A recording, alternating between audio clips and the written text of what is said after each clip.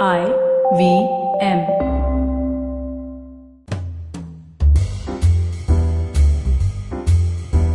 Welcome to Absolutely Right. I'm your host Aditi Surana. Thank you so much for being here. Today's episode is called Let Me Overthink It. In the previous episode, I spoke with a fitness coach and host of IVM's Kinetic Living podcast, Urmi Kothari. She asked me, Aditi, what can I do when I can't stop overthinking? I thought in the face of this lockdown, her question has become even more relevant. In last 1 month, I have received numerous questions from people. Many of you shared your worries, concerns, challenges. Most of you said you can't stop thinking. What am I going to do? What if I get infected? What if I lose my job? What if they ask me to take a pay cut? What if this happens? What if that happens? What am I going to do? I know we are in trying times, but overthinking can't be a solution. Worrying is vividly imagining all possible failures. It's like creating multiple crisis scenarios in your mind and then coloring them with all possible personal details, making it so damn real that your body starts preparing for a fight or flight response. We all overthink once in a while, but chronic overthinkers can spend a large amount of their waking time mulling over things again and again, which is pressurizing for them as well as people around them. Some people feel so exhausted preparing for these worst case scenarios that they are left with no energy to take any action to deal with the real situation at hand. Here are some of my hacks to deal with an overthinker's mind. Overthinking often involves two destructive thought patterns: ruminating and persistent worrying. Ruminating involves dwelling on the past. Thoughts sound like, I shouldn't have said those things in the meeting yesterday. Everyone must think I'm an idiot. Or, I should have stayed in my last relationship. I would be happier now. Whereas persistent worrying involves negative prediction about the future. Thoughts there sound like, I'm going to embarrass myself tomorrow. I will forget everything I'm supposed to say. Or, I know everyone will get married before me and I will be left alone here. Now, here is my point. With following hacks, you might not be able to stop this overthinking loop right away. However, we can add spokes to this wheel and eventually stop it.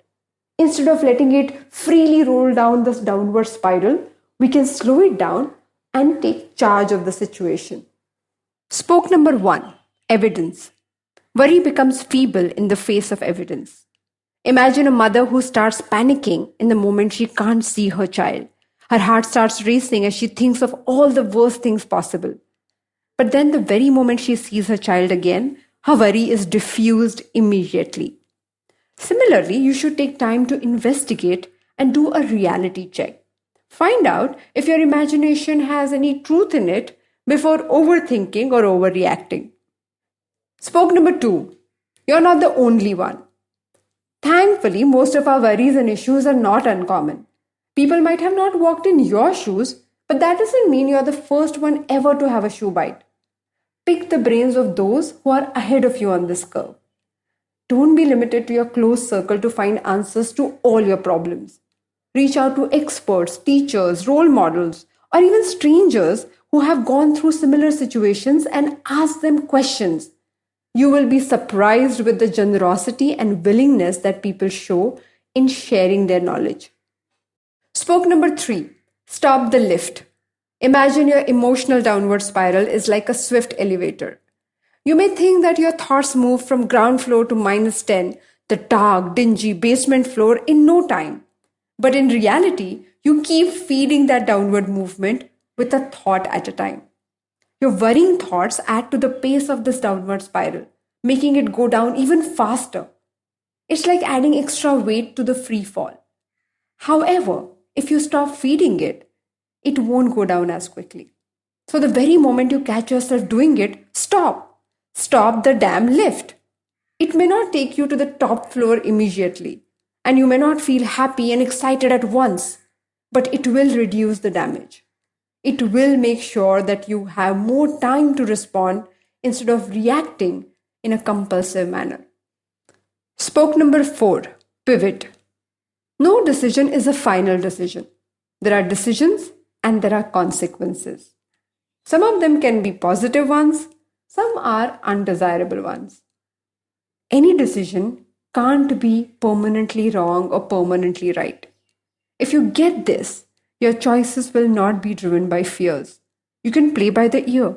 You can pivot when needed, turn around if required, find midways, apologize, encourage others to see your perspective, learn new skills to fix the problem, or even restart things if needed. Spoke number 5, graphotherapy. By now, you have seen how handwriting can talk about your personality. Let me take you to the most fascinating part of this work that became the basis of my research, or you may say obsession, in last 15 years. For your brains, compulsive overthinking is a habitual pattern, as you keep practicing it over and over again. Graphotherapy, a specific handwriting formation coordinated with deep breathing, can rewire your brain beyond belief. It may appear very simple, but it can have a lasting impact. It's like doodling or Zentangle done in a graphologically enhanced manner. I recommend that you try this stroke called flow of thoughts. It can induce deep calmness, a sense of feeling grounded and relaxed in minutes. Make sure you learn the stroke properly. If you do, then it can be your companion in moments of panic, your antidote when your overthinking mind completely takes over. All the instructions about this stroke are given in today's fun sheet. We create fun sheets every Friday to make sure that your learning becomes more engaging and long-lasting. Check the link in the description box, or you can also download it from my website, aditisurana.com. Next week, I will be inviting Ramya Ramamurthy on the next episode of Absolutely Right. Ramya is the author of the book Rebuild and the co-host of Feeding 10 Billion podcast on IBM Network. Tune in to know what made a successful media professional and author follow her passion of feeding 10 billion. Till then, happy writing!